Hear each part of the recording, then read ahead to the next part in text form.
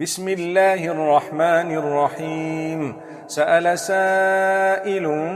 بعذاب واقع للكافرين ليس له دافع من الله ذي المعارج. تعرج الملائكة والروح إليه في يوم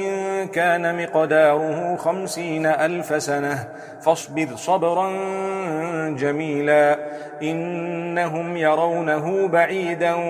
ونراه قريبا يوم تكون السماء كالمهل وتكون الجبال كالعهن ولا يسأل حميم حميما يبصرونهم يود المجرم لو يفتدي من عذاب يومئذ ببنيه وصاحبته وأخيه وفصيلته التي تؤويه ومن في الأرض جميعا ثم ينجيه كلا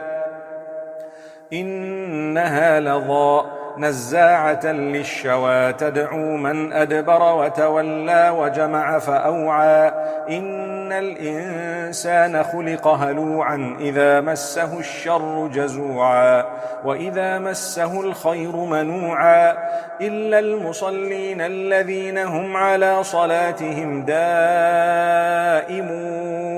والذين في أموالهم حق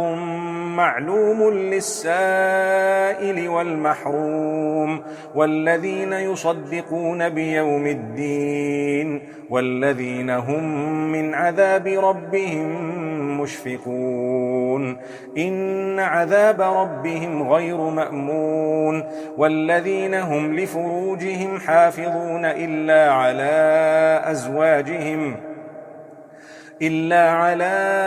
أزواجهم أو ما ملكت أيمانهم فإنهم غير ملومين فمن ابتغى وراء ذلك فأولئك هم العادون والذين هم لأماناتهم وعهدهم راعون والذين هم بشهاداتهم قائمون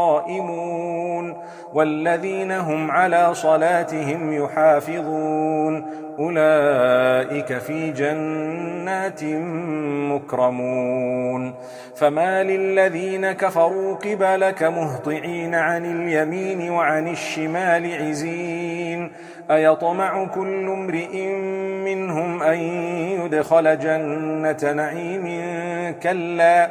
إنا خلقناهم مما يعلمون فلا أقسم برب المشارق والمغارب إنا لقادرون على أن نبدل خيرا منهم وما نحن بمسبوقين فذرهم يخوضوا ويلعبوا حتى يلاقوا يومهم الذي يوعدون يوم يخرجون من الأجداث سراعا كأنهم إلى نصب يوفضون خاشعة أبصارهم ترهقهم ذلة ذلك اليوم الذي كانوا يوعدون